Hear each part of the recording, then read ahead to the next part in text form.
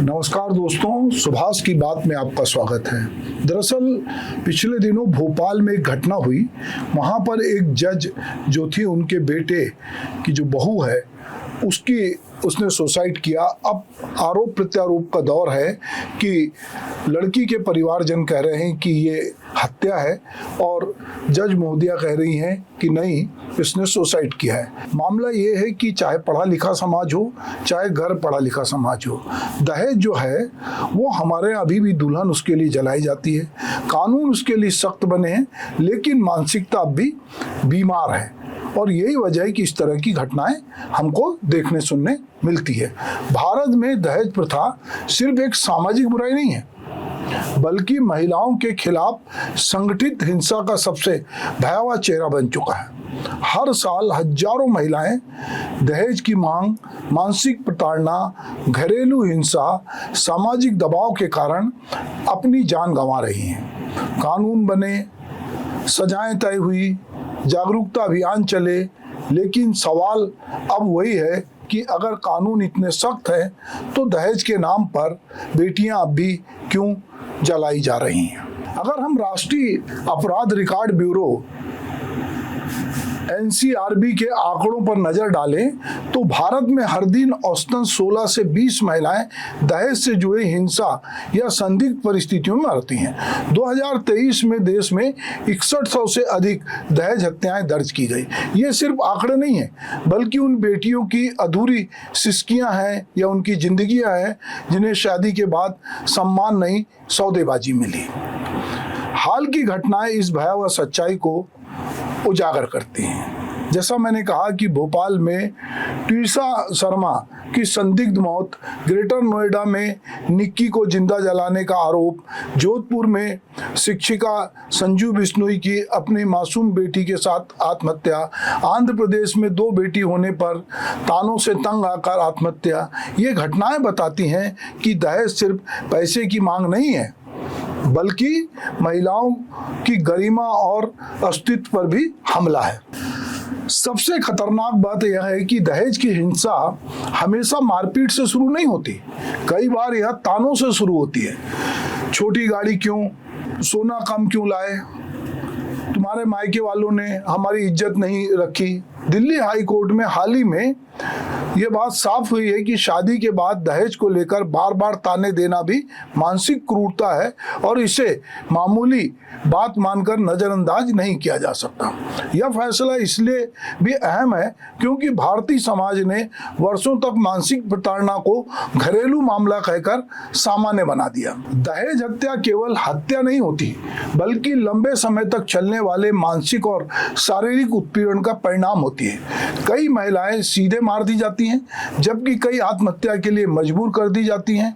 यही कारण है कि विशेषज्ञ दहेज हत्या शब्द की बजाय दहेज उत्पीड़न से हुई मृत्यु जैसे शब्दों का प्रयोग की बात करते हैं, ताकि अपराध के पीछे की लगातार जो हिंसा हो रही है उस पर लोगों का ध्यान जाए। भारतीय समाज का एक बड़ा हिस्सा आज भी गहरे रूप से पुरुष प्रधान मानसिकता से संचालित होता है। इस व्यवस्था में पुरुष को श्रेष्ठ और महिला को निर्भर मानने की सोच पीढ़ियों से चली आ रही है। विडंबना यह है कि आंकड़े बताते हैं कि महिलाओं की संख्या पुरुषों की तुलना में कम है। अर्थशास्त्र का सामान्य सिद्धांत कहता है कि जिसकी मांग अधिक हो और उपलब्धता कम हो, उसका मूल्य अधिक होता है। लेकिन विवाह के इस सामाजिक बाजार में स्थिति इसके ठीक उलट दिखाई देती है। लड़कियां कम होने के बावजूद विवाह में दहेज देने की जिम्मेदारी लड़की पक्ष पर डाली जाती है।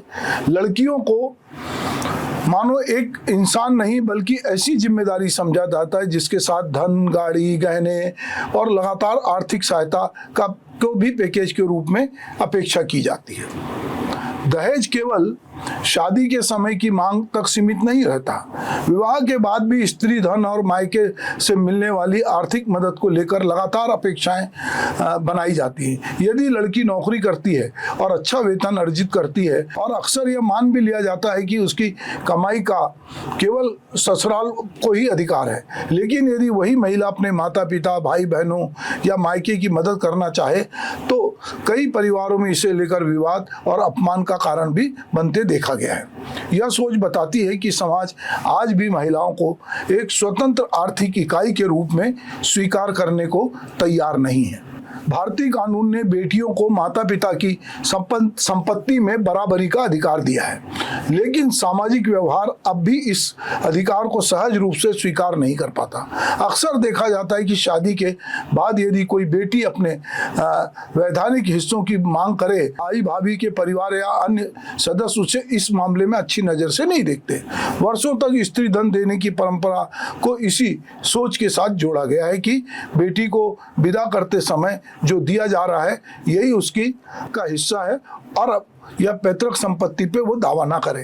यानी कानून बराबरी देता है, लेकिन समाज अब भी बेटियों को बराबरी देने से हिचकता है। विडंबना यह है कि दहेज का कोई धार्मिक आधार नहीं है। हिंदू, मुस्लिम, ईसाई, सिख, लगभग हर समुदाय इसमें यह प्रथा मौजूद है। कभी इसे नवविवाहिता जोड़े की आर्थिक मदद माना गया है, लेकिन अब यह सामाजिक प्रतिष्ठा और लालच का हथियार बन चुका है। बेटियों के जन्म से ही परिवार दहेज जोड़ने लगता है। कई जगह बेटियों को बोझ माना जाता है। यही सोच कन्या भ्रूण हत्या, कम उम्र में शादी और महिलाओं के प्रति भेदभाव को बढ़ावा देती है। भारत में दहेज निषेध अधिनियम आईपीसी की धारा 498A और दहेज हत्या से जुड़े कड़े कानून मौजूद हैं, लेकिन समस्या कानून की कमी नहीं बल्कि समाज की मानसिकता है। जब शिक्षित परिवार भी शादी को लेन देन मानता है, जब लड़के की नौकरी और सैलरी के हिसाब से रेट तय होते हैं, जब माता पिता सामाजिक दबाव में अपनी हैसियत से ज़्यादा खर्च करते हैं, तब दहेज केवल अपराध नहीं एक सामाजिक स्वीकृति बन जाता है। यही सबसे बड़ी त्रासदी है। कानून बदल गए, शिक्षा बढ़ गई, समाज आधुनिक दिखने लगा, लेकिन मानसिकता अब भी वही पुराने ढांचे में कैद है। दहेज, जात पात, ऊंच नीच, महिलाओं के प्रति भेदभाव और सामाजिक श्रेष्ठता का भाव, ये सब उसी मानसिकता के अलग अलग रूप हैं। यह सोच केवल अमीरों में नहीं, गरीबों में भी गहराई से मौजूद है। जरूरत सिर्फ कानून लागू करने की नहीं, बल्कि सोच बदलने की है। बेटियों को बोझ और बेटों को निवेश मानने वाली मानसिकता खत्म करनी होगी। शादी को सौदा नहीं, समानता और सम्मान का रिश्ता समझना होगा। जब तक समाज दहेज लेने वालों को सामाजिक बहिष्कार नहीं करेगा, तब तक कानून अकेले इस आग को नहीं बुझा पाएगा।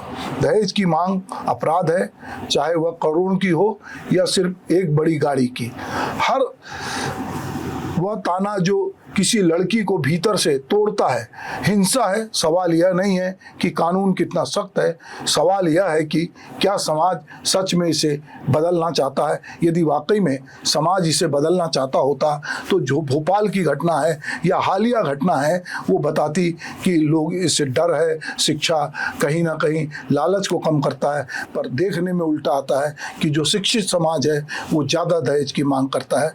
तो ये समाज को बदलने की ज़रूरत है। कानून कितने ही आएंगे, अगर समाज नहीं बदलेगा, उसकी मानसिकता नहीं बदलेगी, हम स्त्री को द्वितीय दर्जे का समझेंगे, तो हमको लगेगा कि स्त्री खाली हाथ क्यों आ रही है, उसके साथ घर में बहुत सारा सामान आना चाहिए। नमस्कार।